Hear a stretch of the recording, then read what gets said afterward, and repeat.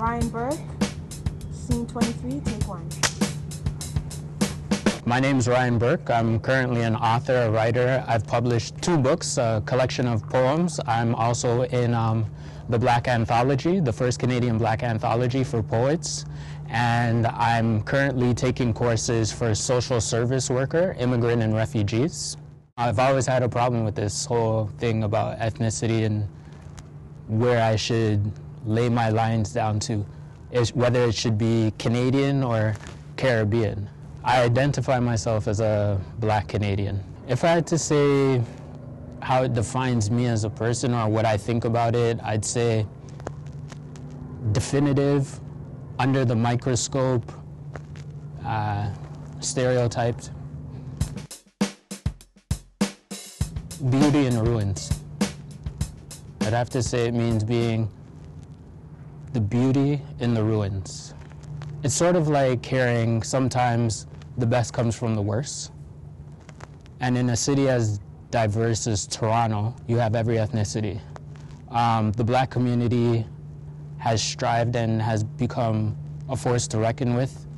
There is positives in the community, but there's also negatives. So I feel I'm in that transition of going from that negative perspective to that positive perspective on how people see me. As perverse as this is gonna sound, some of the positives are, at times you're deemed as the cool person, the trendsetter, the one who's always gonna have girls. You can live in a rough area without really having to worry about harm coming to you. Opportunities, they're scarce. Can't say I've had many opportunities. The only opportunities I've had is to talk about, something similar to this, my experience as a Black Canadian. So I can be the voice of people who can't speak up for themselves. I grew up in the Rexdale community, and I currently live in the Malvern community. As a child, Rexdale seemed like your normal middle-class, happy area. As I got older, I saw the differences. As I went to high school, I lost a lot of friends to violence. I almost got pulled into that. Problems with authority, just because of my skin and where I lived. It was always, you're being stopped, you're being questioned, you're being accused of things. In order for me to get a job while I was still living in Rexdale, I had to give my aunt's address, who lived closer to Forest Hill, and that was how I got my break into getting into the workforce, just by giving a different address, because every time I put down the Rexdale address, it was just like, we don't want people from your area, you're a danger. I've had close encounters with my life. I've been shot at. It wasn't always a pleasant experience. It was kind of tough, because you try and talk to your parents about it, but they're not around when these things are happening. So you kind of have to face it on your own. Sometimes I can say guys on the corner help raise me to a certain extent.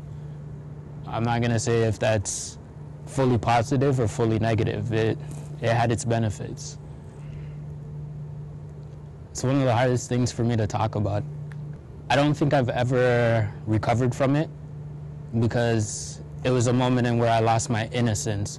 And ever since then, up to this day, I've been trying to get it back, because I was the type of person who, I looked at an individual and I made my assessment. I never generalized. But after that, it was just like, what's the sense in living? Why should I care if you don't care? I don't care if you've done anything to me. If I want to take you out, I'm going to take you out. If I don't want to take you out, I'm not going to take you out. That was the mentality.